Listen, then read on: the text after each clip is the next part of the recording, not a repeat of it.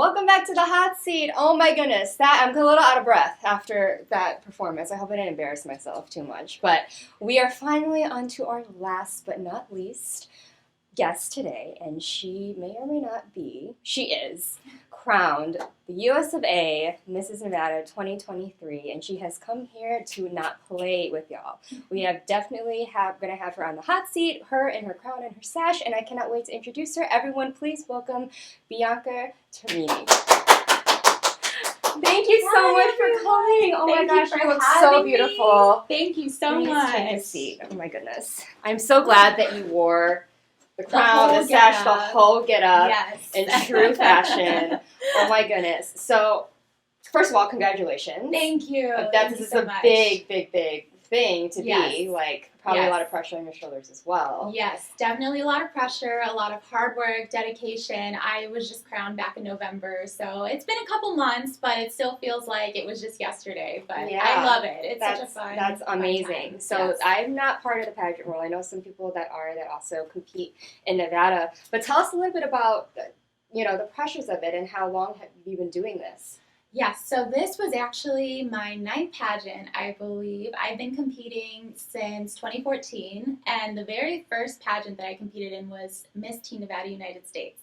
And it was my first pageant. I had no experience. I had no idea what I was walking into, but I won, and that set up my whole addiction to the pageant world, I guess I could say, because I just loved it. I fell in love with it, and that winning was just, oh my gosh, I'm meant to do this. And it's a lot that goes into it. You have a platform going in. So my current one is defense and heal, or diva and defense. So I advocate for self-defense education, and I love going and visiting nonprofits, teaching them about self-defense and just raising awareness within women, children, just everyone in the community.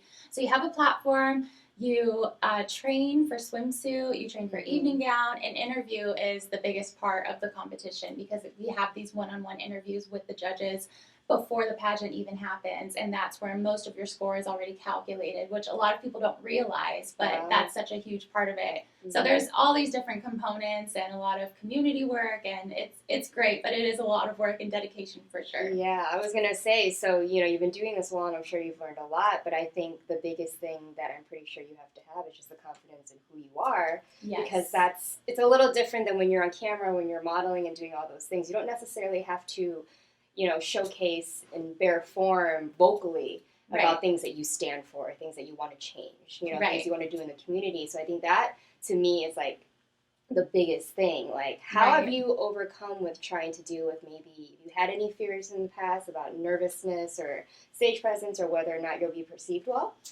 Definitely. When I was younger, I had the worst self-esteem because I had frizzy hair, glasses, braces, the whole works. I had the worst self-esteem. I had no confidence because I was bullied when I was younger. So I didn't really think that I could ever be, a pageant queen on stage. I would watch Miss America, Miss USA at home, and I would be just in awe of all these well-accomplished, beautiful women. And I thought to myself, I could never do that. I could never win a pageant. So I decided to follow my dreams when I did Miss Nevada, and when I won, I just felt like all my dreams came true.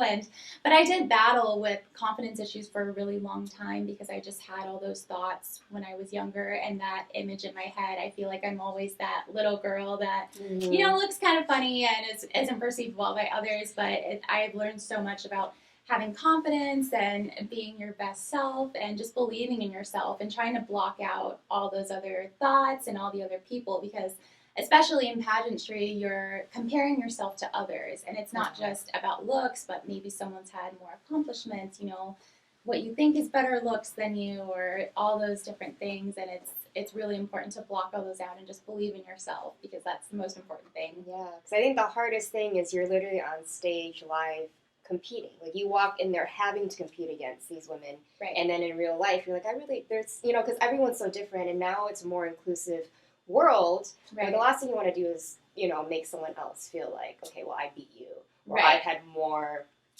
titles than you. Correct? Right, exactly. And pageantry is so subjective, so that's what they always tell everyone, like on a different day with different judges, the outcomes could be so different, and that's what you just always have to remember, is that you can be doing everything that you're supposed to do, doing your community work, working on yourself, working on your skills, But if the judges don't see what they think is the right person for that role, then you just can't beat yourself up about it because it's such a subjective sport. I want to say that it's not on you. You can be your best self, and it's just any other day, any other judges. It could have been you, but it's a risk. Yeah. But it's a lot of fun, and it's definitely rewarding. Yeah. But. And I'm sure that because, you're on screen, people are seeing about you have the swimsuit competition, and there's some things, and whether people think that should still be a thing or not. Right. Do you think that the pageant world's changing because it did when you started, or you think it's open to change, or do you think it's pretty strict in its ways? Oh, definitely. It's changing so much. When I first started competing, it was everyone had to,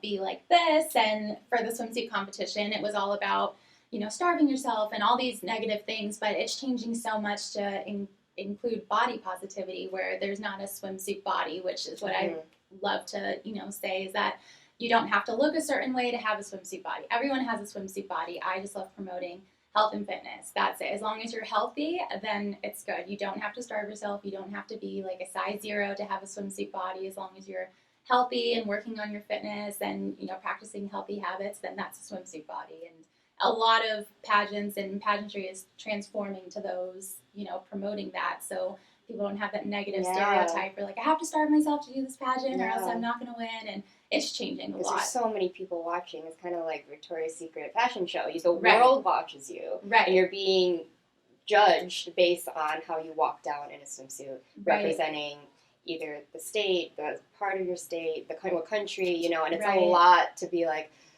as a human being in the back of your mind, I'm sure you always are thinking about all the things. Regardless of how confident you are, you're like, oh my God, I feel bloated today. Exactly. And you're like, no, not today. Exactly. And that's so important too, because people, no matter what people say like, body positivity, everything like that, people are always going to have those negative thoughts about themselves, like no matter how you look. Even with me, I still like focus on that little tiny thing, and it's like, oh, I hate that about myself, but it's really important to not focus on the negative things and really just try and, project confidence all the time. So then I feel like it's contagious. So if you're surrounded by people that are like that, it'll rub off on you, and then it'll just project good thoughts. Yeah, I applaud you, because I could not do pageants. I know my mom tried to get me when I was really young, but I had stage fright when I was young, which is interesting, because here I am now. But pageants, it's a little different from modeling. There's comparisons to it, but it's very, very, very different. Right. So when you were, a teen and you started out, what was that one thing that told you, like, okay, I'm going to do it. I'm going to compete. I'm going to enter and train. I think it was just those thoughts in my head about how I could never do that, and from when I was younger. And once I actually got in touch with the director and I started speaking with her, and then, she was like, well, I would like to offer you the local title if you want to compete for state. And I was still kind of on the fence because I'm like, it's going to be a waste. But the back of my mind, I was like, I've always wanted to do this. I've always thought or looked up to these women that are so accomplished and can stand on the stage and be so confident. I was like, I might as well just, pull the trigger and do it. I'm being offered this title. So yeah, that was it. It was just something that I've always wanted to do, and I was so excited when I did end up winning the first time. And I'm glad that I did, because if I would have lost, I'd probably have been like, you know what, I'm done. I don't want to do this anymore. But because I did, I, continued on, and I definitely lost many pageants. But I did win Miss Nevada, United States, and then I came back and won USOA Miss Nevada, and now I'm USOA Mrs. Nevada. So and those are big titles. You're like, oh my God. So it kind of builds your own self-concept and your own potential to yourself, which I love, that you're not doing it for everybody else. Right. You're doing it just to be like, oh, I thought I couldn't, but I did, and now it kind of pushes you to do all the things that you're doing. Right. And with pageantry, like we were talking about, to have a title, it's not just having the title and being pretty and taking pictures of the crown. You have to go out there and do community work, like, help your community, help the state, do all the things to spread your message and do good. So I know there's a lot that goes into it after you have that crown. Yes. Yeah. So tell us about what you've done since you've been crowned and what kind of community work you're doing. Yes. So my platform is Diva in Defense. So as I said before, and that's the self-defense education. So I love going to nonprofits like the Shade Tree, Safeness, Nevada Partnership of Homeless Youth, and just educating these women and children specifically about how to protect themselves, the different kinds of signs that you'll look for, to protect yourself. And I'll even teach them some different self-defense moves. And that's the main thing in my platform. I was actually just with Leaders in Training last night. It's a nonprofit, and I was talking to them a little bit about self-defense. So that's a lot of what I do. But then I'll also do some other community work. Like for Thanksgiving, we helped pack a bunch of meals for the low-income families or homeless families.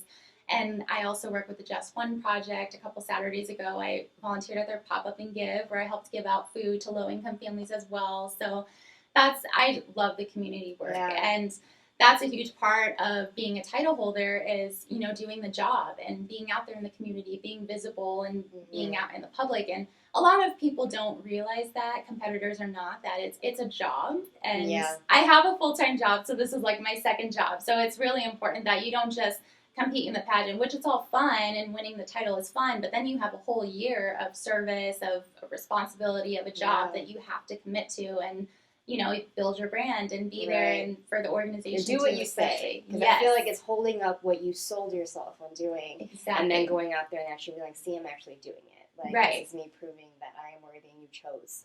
Exactly. You know, and I'm sure that kind of leads into, you know, your reputation further on in the community and pageantry and all of those things. Right. So you going around and you're teaching, you're doing Divas in Defense. Yeah. Do you have martial arts training prior? I do not. Stuff? Okay. No, I went to UNLV and got my bachelor's degree there, and I did take a couple of like Krav Maga classes. So that's probably the extent of my training. I was like, are you secretly like one of those? No. Like, hey, my defense is actually like. No, definitely not. I'm not a black belt. I just know some simple self-defense moves.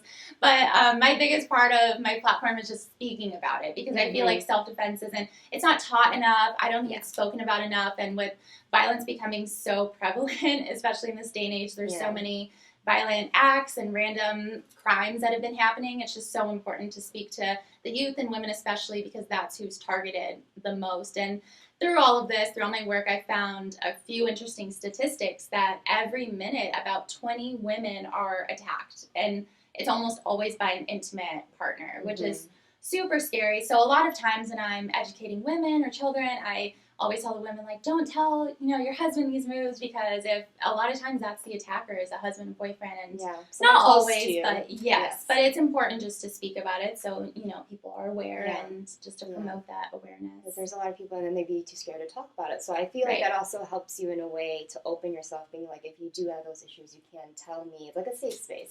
In a way for a lot of women. And I think a lot of women don't have those, whether, no matter how they grew up, where they live, what kind of household they're in, or, they don't have those opportunities as much as others would.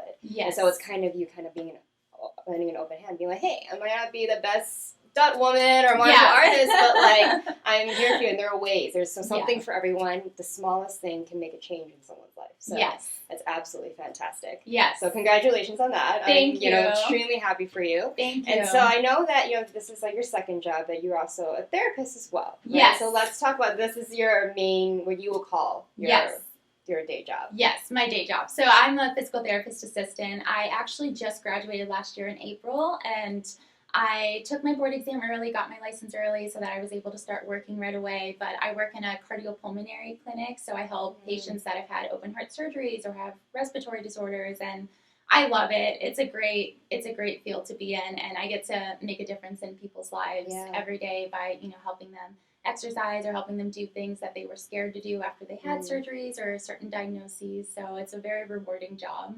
It bleeds into your title, the things that you stand for as well, because it's you helping others and, being a part of someone's life in a very big way. So that's fantastic. And I know, like, in the medical field, like, that's a lot of work. So how do you balance, you were in school, you were still doing this, because these are two very heavy and time commitment things, right? Yes. I'm a huge planner, so I love organizing, planning. I live by my Apple calendar now, and I used to be more of a paper calendar girl. Like, I would just write everything down, but now things are so busy and I have so many things going on. Like, I just need to type it in my phone really quick. And I just recently got married in June as well, so I was... Congrats! Thank you! Yeah, and he's here with us today, right? Supporting, love to see it. So as I was finishing school, I was also getting ready to get married, and then I started preparing for this right after, so I'm so used to being busy all the time, but just living by my planner, and we share the same calendar as well, so we're able to schedule in time for each other. I know when my work is, I have time to plan events, so... So it's not, hey, oh my god, I have that thing, remember? remember? And you're like, dang it, I got to reschedule. Yeah. Oh, as soon as we got married, we set up that calendar right away, enabled the notification. So as soon as I add something in, he gets it right away. So that's awesome. Yes. So we're trying to prioritize, spending time together, coming to events. And now, luckily that I'm Mrs. Nevada, I'm getting used to having him come along with me as well, which I just absolutely love. This is probably my favorite title because now I get to share it with my husband. That's amazing. He's there, can support you at all times, and also just kind of be, because having that, even when it's just the signs, or even just at home, kind of really gets you up every day, and just like, I have a purpose. And it's not, because sometimes it feels like, am I doing this all in vain? Right? Like, it can feel like that sometimes, even though you are helping others, but, if you're there alone, it's hard to be like, okay, and you need someone to be like, no, this is the right thing. Like, this is good. This is for you. This is what you're meant to do. So that's absolutely fantastic. And I'm so happy for you. Like, everyone wants this. And I'm glad you're inspiring all these women out there. Yes. So you are now going to compete for another title. And so are you in process now? When is that going to happen? It's actually 8 weeks away. I check into the hotel for nationals, and I'm super, super excited, but it's a lot of stress is starting to come down on me. And a lot of pressure, a lot of stress, but I'm getting really excited. But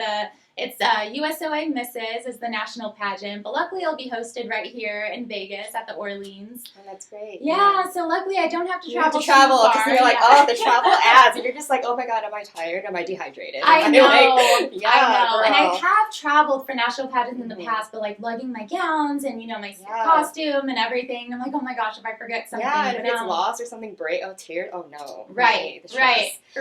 Yeah. So now I'm like, well, if I forget something, I'll just drive 20 minutes to my house and grab it and then come back. So I'm good there. But I'm really excited. So now we're getting into the nitty gritty of preparing, training. I'm doing a lot of different events, which I love. That's my favorite part. But the grueling part of the training physically and mentally for interview and everything. It's the hard work that comes with it. Exactly, and the rest and trying not to, because like sometimes I know you're playing. I'm also as well, and if like it weighs on me, if it's not done yet, I'm thinking about it, and then I like overthink, and I can't sleep, and then I'm like, oh my brain, I'm stressed. Yeah, I'm like sweating. I'm like, oh my God, I look like I have another wrinkle. Or you're just constantly thinking about everything you have to do, and then sometimes even with me planning, I'm like, wait, did I write that down? Like, do I still need to do that? Like, I'll randomly think. Did I get the time wrong? Oh my God, what if I miss it? Like double, triple checking? It's obsessive. Yes. Girl. Yeah. But it's rewarding. No, sorry to cut you off. Are you from Nevada originally? Originally, I'm actually from Chicago. Oh, same! Really?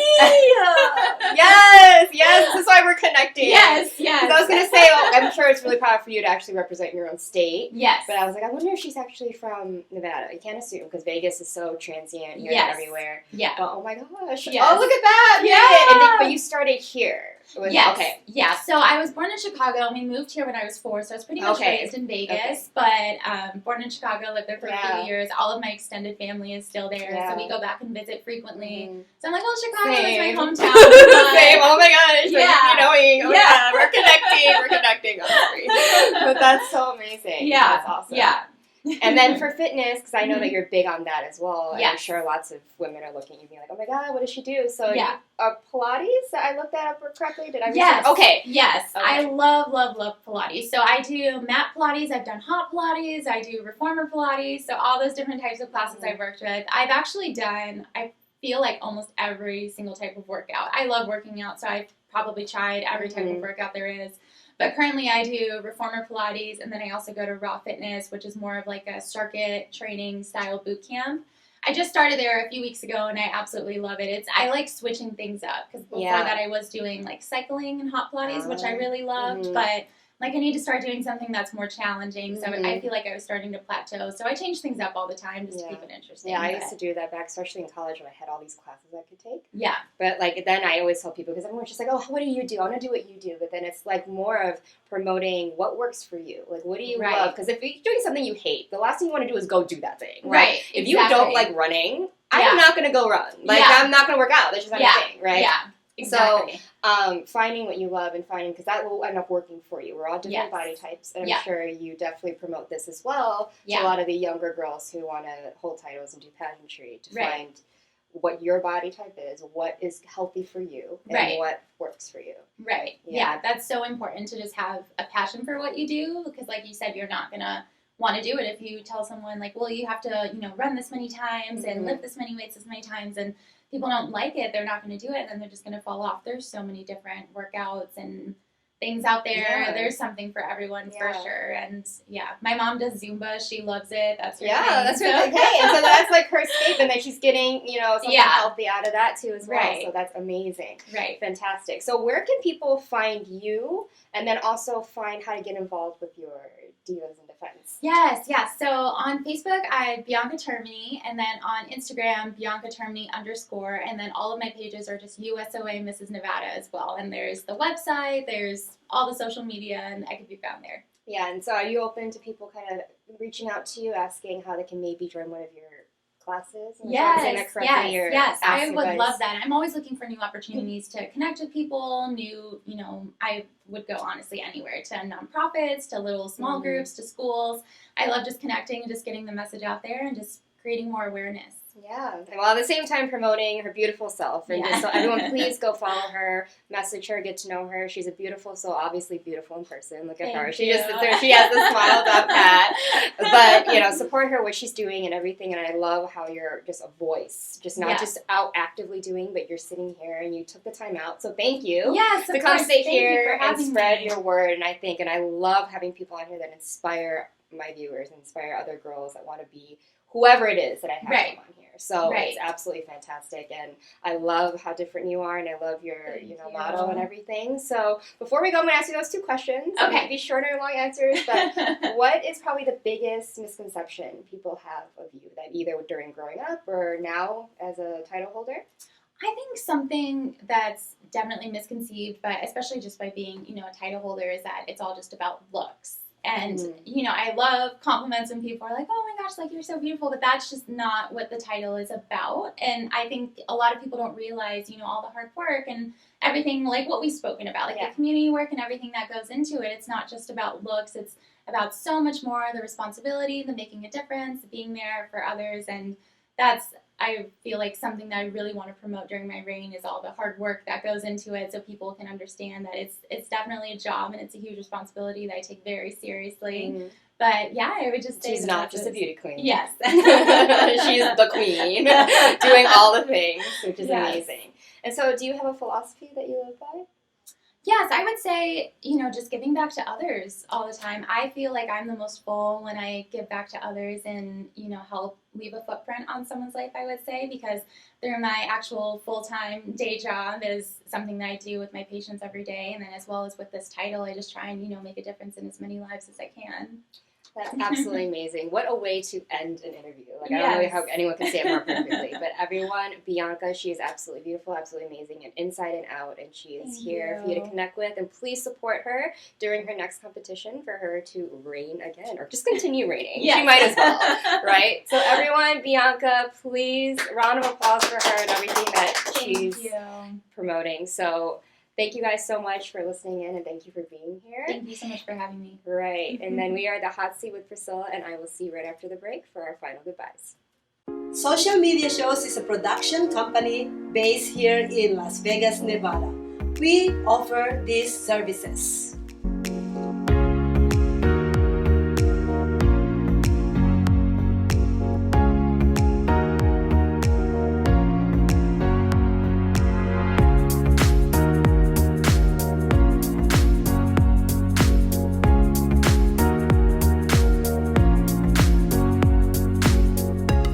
We've been streaming shows live in real time for over 4 years on major social media platforms, and also on our website socialmediashows.com.